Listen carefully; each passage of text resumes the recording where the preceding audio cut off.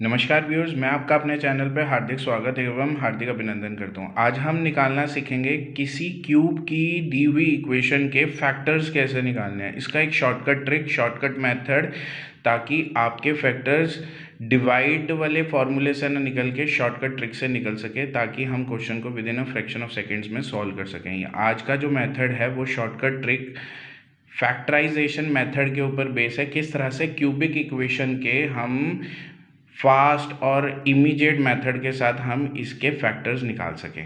आइए समझते हैं किस तरह से हम क्यूबिक इक्वेशन के फैक्टर्स निकालेंगे। देखिए, हमारे को एक इक्वेशन दे रखी है x cube plus 6x² plus 11x plus 6। अब हमने क्या किया, एक्स क्यूब का कॉफिशिएंट क्या है, यहाँ पे 1 है तो हमने 1 लिख लिया। स्क्वायर का कॉफिशिएंट क्या है, 6 है तो हमने 6 लिख लिया। एक्स का कॉफिशिएंट क्या है, 11 है तो हमने 11 लिख लिया। कांस्टेंट का कॉफिशिएंट क्या है, 6 है, उसको हमने एज इट इज़ लिख लिया। आइए अब हम इसको अरेंज करते हैं कि किस तरह से हम कैलकुलेट करेंगे। हमने जो जो कॉफिशिएंट थे उसको अरेंज कर लिया। क्यूब का कॉफिशिएंट 1 आ गया, फिर एक्स स्क्वायर का, फिर एक्स का, फिर कांस्टेंट का। इस तरह से हमने कॉफिशिएंट्स को लिख लिया। अब हमने करना क्या है, जो क्यूब के कॉफिशिएंट के नीचे 0 एज इट इज़ हमने प्लेस कर देना है, और क्या करना है, इन दोनों को ऐड कर देना है। ठीक है, ये फर्स्ट स्टेप है। फर्स्ट स्टेप 0 लिख दिया और इन दोनों को ऐड करके कितना आ गया, 1। अब ये वाला -1 कहाँ से आया, ये वाला -1 हमने इक्वेशन को देखा, सारे फैक्टर्स जो हैं पॉजिटिव है, तो अगर हम पॉजिटिव वैल्यू यहाँ लेते +1, क्या लास्ट में 0 आता, नहीं आएगा, कभी भी नहीं आएगा। तो इसीलिए हमने नेगेटिव फैक्टर लिया -1। तो कोई भी वैल्यू ले सकते हो अपनी तरफ से अज्यूम करके। -1 से हमने स्टार्ट किया, +1 इसलिए नहीं लिया क्योंकि सारे फैक्टर पॉजिटिव हैं, लास्ट में 0 नहीं आएगा, इसलिए हमने -1 से स्टार्ट किया। तो अगर -1 से 0 भी नहीं आया तो नेक्स्ट फैक्टर क्या होगा, -2।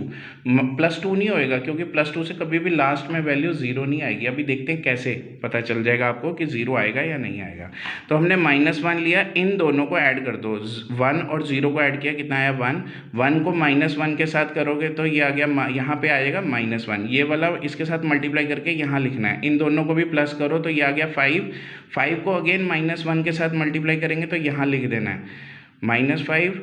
11 में से -5 गए 6। 6 को अगेन -1 से मल्टीप्लाई करेंगे तो यहाँ पे लिख देना 6 को जब -1 से मल्टीप्लाई करोगे -6 आएगा। ये प्लस का 6 है, ये माइनस, दोनों वैल्यू की इक्वल टू क्या आ जाएगी, 0। तो ये हमारे पास लास्ट में क्या आ गया, 0। It means x equal to -1, ये इसका फैक्टर है जो ऊपर इक्वेशन दी है, क्योंकि लास्ट में क्या आ गया, 0 आ गया। तो अब हम इसको -1 को इधर ले जाके x+1 लिख सकते हैं। और अब ये इक्वेशन कैसे आई, क्योंकि जो यहाँ पे ये वैल्यू आई उसके नीचे हम x² लिख देंगे, ये इसके नीचे x लिख देंगे, और ये हमारा कांस्टेंट फैक्टर होगा।